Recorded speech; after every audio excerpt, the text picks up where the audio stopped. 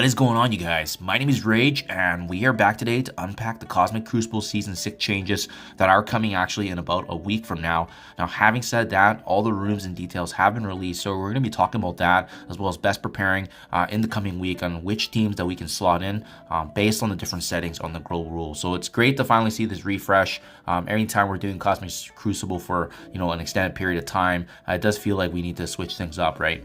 So great to see that there's going to be a lot of value to be had as well, and especially featuring more specifically the Hive Mind symbiote characters in this Cosmic Crucible season.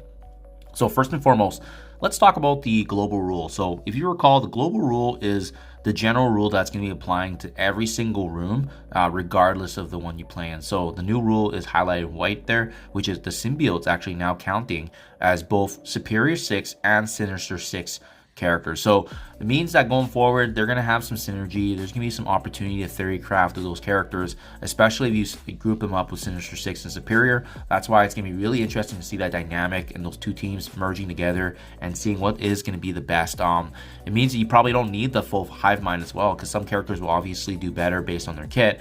Now, what is still holding true, based on what we saw from last season, is what you see in the yellow. So Sinister 6 characters gaining additional 200% focus and 15% barrier. So yes, Hive Mind symbiote characters are going to get that addition as well. Even Agent Venom from the Rebirth team. We have Superior 6 characters on their successful attack. They can actually barrier and remove the revive as well. So it's really strong against teams that have a Dormammu character on defense, just because they're not going to really get a chance to get those revives up, especially when utilizing symbiotes or Sinister 6, Superior 6 synergies. And as well, they also gain defense up on spawn, which is nice. And we also see that all characters on defense consistently have increased HP and damage. Each completed attempt, they also gain a stack of exhaust. So again, that aspect here to theorycraft in terms of taking multiple attacks if needed for strategy. Now, let's talk about each and every room, as well as some sample teams. And what I like doing is just putting in brackets what the ideal or strong team would be in. Just that way you guys can get a sense of how to prepare. So room number 1, Raider and Skirmisher gaining 200% damage when they're lower than 50% HP, right? So there's two teams that come in mind for myself personally, because you really want to be thinking about teams that thrive being in lower HP and as well having a strong bounce back. And both Extreme and Gamma really capitalize on this. They're a mixture of Raider and Skirmisher characters. They got strong support and regenerative capabilities depending on the abilities that are utilized, right? And Forge respectively for Extreme.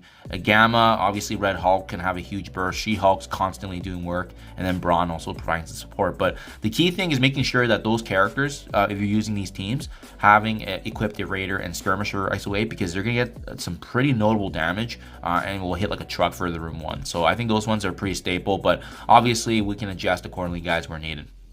Room 2, Mystic characters gaining 20% drain per debuff that's applied, right? So if they have offense down, bleed, trauma, disruption, and so forth, these Mystic characters are going to gain some drain, which essentially help them with their regenerative capabilities. Darkhold really comes to mind because the majority of the team is Mystic. We also have Quicksilver being a great slotting character who can also bring in Scarlet Witch if slotted in with Darkhold. So you can do the Quicksilver Darkhold combination. I think Eternals is going to do really well too. So any team that can inflict a lot of debuffs, especially as a Mystic character, they're going to get some additional support capabilities there. I think they're going to be very, very strong in this defense. So those are likely going to be my slotting characters. Room number 3, this one is whenever there is a positive effect or debuff getting applied to a character, it does get extended. So a couple things. You either want teams that inflict a lot of debuffs, so that way they're going to stick a lot longer, especially if it's trauma, or you want a team that can cleanse and provide a lot of positive support for the team, and that way they can do work as well. So I think Secret Defenders is the obvious one here.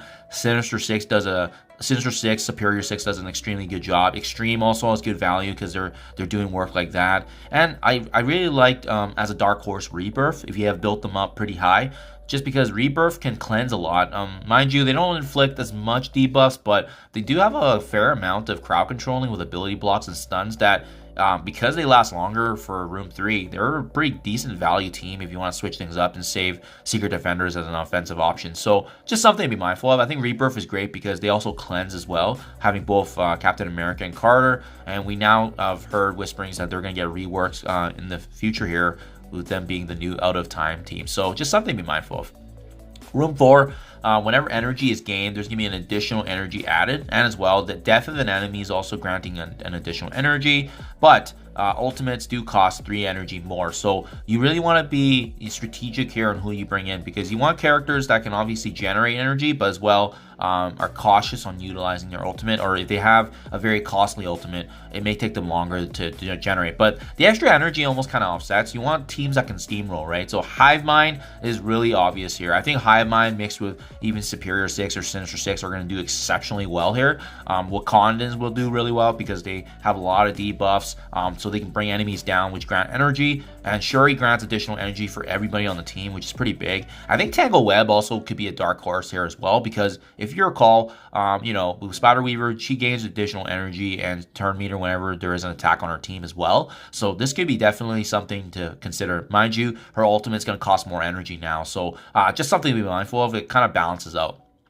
Room 5, the tech ultimate abilities utilized can bring back a fallen ally that's 100% HP. So this is going to be pretty scary to see. I think Pegasus is a big one, but if you guys don't have a built-up Pegasus, there's definitely some potential here for bringing Superior Sinister 6 combinations. Doctor Doom, I think, is a really, really good option. And sorry guys, in the note here, it is only a tech ally that's actually revived. So keep in mind, you probably want to bring in a full tech team then, just because that's going to be how the revive kicks in. A non-tech, I don't believe will apply. So just something to be mindful of.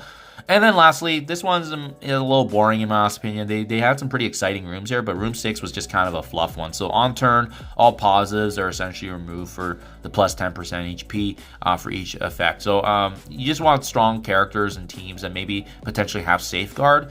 In doing so, their positives actually won't be removed because the safeguard will prevent that. But otherwise, most teams won't really have their impact here felt. So I think Infinity Watch usually is where I plug in my last team if I don't see a place for them, just because they're well-rounded. Secret Defenders could do really good as well, just because they have a great mixture of offense and defense. So there you guys have it. I think these are some pretty good sample teams right now to prepare for, but obviously we have a week here to prepare. I'll give you guys an update if anything changes, but these are going to be my go-to teams here to slot in for the time being, and I'll definitely give you guys a closer update when the new season starts. So hope this helps you guys prepare. Thank you for your time as always. Good luck in your preparation, and I'll catch you guys in the next one.